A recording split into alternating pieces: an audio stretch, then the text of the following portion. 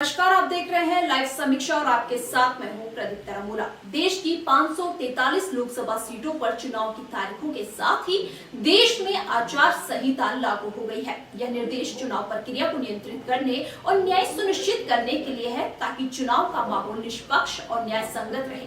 वहीं 19 अप्रैल से लेकर 1 जून तक 7 चरणों में चुनाव करवाए जाएंगे। आयोग के अनुसार ये प्रक्रिया 6 जून से पहले ही पूरी कर ली जाएगी। इसके साथ ही राजनीतिक दलों और उम्मीदवारों के लिए आदर्श आचार संहिता लागू हो गई है। आइए जानते हैं कि क्या होती है आदर्श आचार संहिता और इसके लागू होने के साथ ही राजनीतिक दलों और उनके उम्मीदवारों से क्या उम्मीद की जाती है। स्वतंत्र और निष्पक्ष चुनाव के लिए चुनाव आयोग ने कुछ नियम बनाए हैं। इन नियमों को ही आचार संहिता कहा जाता है। अगर कोई राजनीतिक दल या उम्मीदवार आचार संहिता के उल्लंघन का दोषी पाया जाता है, तो चुनाव आयोग उनके खिलाफ नियमानुसार कार्रवाई कर सकता है। इनमें दोषी के चुनाव लड़ने पर पाबंदी लगाने तक की कार्रवाई शामिल है। जरूरी होने पर आयोग आपराधिक मुकदमा भी दर्ज करा सकता है। यहाँ तक कि दोषी पाए जाने पर जेल की सजा भी हो सकती है। आचार संहिता लगने के बाद किसी भी तरह की सरकारी घोषणाएं, योजनाओं की घोषणाएं, परियोजनाओं का लोकार्पण, शिलान्यास या भूमि पूजन के कार्यक्रम नहीं किया जा सकता। सरकारी गाड़ी, सरकारी विमान या सरकारी बंगले का इस्तेमाल चुनाव प्रचार के लिए नहीं किया जा सकता है। किसी भी पार्टी, प्रत्याशी या समर्थकों को रैली या जुलूस निकालने या चुनावी सभा करने से पहले पुलिस से अनुमति लेनी होगी। कोई भी राजनीतिक दल जाति या धर्म के आधार पर मतदाताओं से वोट नहीं मांग सकता है, न ही वह ऐसी किसी गतिविधि में शामिल हो सकता है जिससे धर्म या जाति के आधार पर मतभेद या तनाव पैदा हो। वहीं राजनीतिक दलों की आलोचना के दौरान उनकी नीतियों, कार्यक्रम, पूर्व रिकॉर्ड और कार्य तक की सीमित होनी चाहिए। अनुमति के बिना किसी की जमीन, घर, परिसर की दीवारों पर पार्टी के झंडे, बैनर आदि नहीं लगाए जा सकते हैं। मतदान के दिन शराब की दुकानें बंद रहती है। वोटरों को शराब या पैसे बांटना भी मनाही होती है। मतदान के दौरान ये सुनिश्चित करना होता है कि मतदान बूथों के पास राजनीतिक दल और उम्मीदवारों के शिविर में भीड़ इकट्ठा न हो। शिविर साधारण हो और वहां किसी भी तरह की प्रचार सामग्री मौजूद न हो। कोई भी खाद्य सामग्री नहीं परोसी जाए। सभी दल और उम्मीदवार ऐसी सभी गतिविधियों से परहेज करें जो चुनावी आचार संहिता के तहत भ्रष्ट आचरण और अपराध की श्रेणी में आते हैं, जैसे मतदाताओं को पैसे देना, मतदाताओं को डराना धमकाना, फर्जी वोट डलवाना, मतदान केंद्र से 100 मीटर के दायरे में प्रचार करना, मतदान से पहले प्रचार बंद हो जाने के बाद भी प्रचार करना और मतदाताओं को मतदान केंद्रों तक ले जाने और वापस लाने के लिए वाहन उपलब्ध कराना। राजनीतिक कार्यक्रमों पर नजर रखने के लिए चुनाव आयोग पर्यवेक्षक या ऑब्जर्वर नियुक्त करता है। वहीं आचार संहिता लागू होने के बाद चुनाव आयोग की इजाजत के बिना किसी सरकारी अधिकारी या कर्मचारी का तबादला नहीं किया जा सकता है। चुनाव आयोग आचार संहिता को सही तरीके से लागू करवाने के लिए प्रेक्षकों की मदद लेता है। इस काम में वह भारतीय प्रशासनिक सेवा, भारतीय पुलिस सेवा और भारतीय राजस्व सेवा के अधिकारियों की मदद लेता है। इनके अलावा इन सेवाओं के रिटायर्ड अधिकारियों की तैनाती भी चुनाव आयोग प्रेक्षक के रूप में करता है।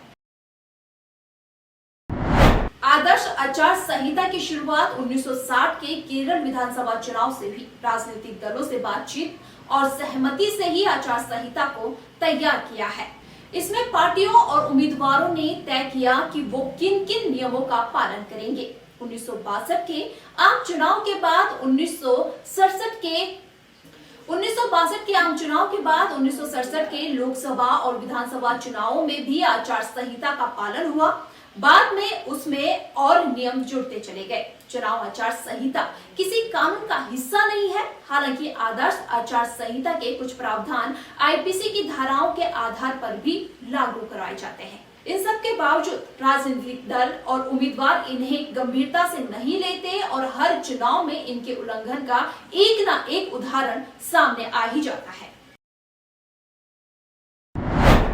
चुनाव आयोग ने सितंबर 1979 में राजनीतिक दलों की बैठक बुलाकर आचार संहिता में संशोधन किया। इसे अक्टूबर 1979 में हुए आम चुनाव में लागू किया गया। साल 1991 का आम चुनाव आचार संहिता के विकास में सबसे अहम था। इसमें आचार संहिता का विस्तार किया गया। चुनाव आयोग भी इसके पालन के लिए सक्रिय हुआ। उसी साल यह विचार आया कि आचार संहिता उसी दिन से लागू हो जिस दिन तारीखों की घोषणा हो, लेकिन केंद्र सरकार इसे उस दिन से लागू करना चाहती थी जिस दिन अधिसूचना जारी हो। चुनाव आयोग के रुख पर मामला सुप्रीम कोर्ट तक भी गया, लेकिन आंध्र प्रदेश सरकार की याचिका पर कोई अंतिम फैसला नहीं आया। इस मामले में स्थिति पंजाब और हरियाणा हाईकोर्ट के एक फैसले से साफ हुई। हाईकोर्ट ने मई 1997 में चुनाव की तारीखों की घोषणा से आचार संहिता लागू करने के चुनाव आयोग के कदम को सही ठहराया। इस फैसले के खिलाफ सुप्रीम कोर्ट में याचिका दायर की गई, लेकिन वहां से कुछ स्पष्ट नहीं निकला। आखिरकार 16 अप्रैल 2001 को हुई चुनाव आयोग और केंद्र सरकार की बैठक में सहमति बनी कि आचार संहिता उसी दिन से लागू होगी जिस दिन चुनाव का कार्यक्रम जारी होगा।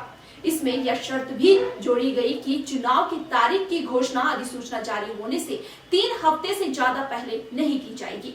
साल 1960 में अपनाए जाने के बाद से अब तक इसमें काफी बदलाव आया है। आज यह स्वतंत्र और निष्पक्ष चुनाव का एक हथियार बनकर उभरा है। भारत में चुनाव आचार संहिता पर काम तो 1960 के दशक में शुरू हो गया था। यह काम अभी भी जारी है, लेकिन जब बात चुनाव सुधारों की आती है तो नौवें चुनाव आयुक्त TN शेषन का नाम प्रमुखता से लिया जाता है। शेषन ने चुनाव आयोग की शक्तियों का एहसास दिलाया। उन्होंने अपनी कार्यशैली से बताया कि चुनाव आयोग सरकार के अधीन काम करने वाला निकाय नहीं है। उन्होंने आयोग की स्वतंत्रता को सर्वोपरि रखा। इसके लिए वो प्रधानमंत्री के साथ भिड़ने से भी नहीं हिचकिचाए। इस तरह से आचार संहिता में कुछ बदलाव भी किए गए। लाइव समीक्षा की इस खास रिपोर्ट में आज समीक्षा की गई आदर्श आचार संहिता की, जिसमें आपने जाना कि आचार संहिता क्या है और कब इसकी शुरुआत हुई, साथ ही क्या कुछ इसमें बदलाव किए गए। फिलहाल खास रिपोर्ट में इतना ही। बने रहिए लाइव समीक्षा के साथ। नमस्कार।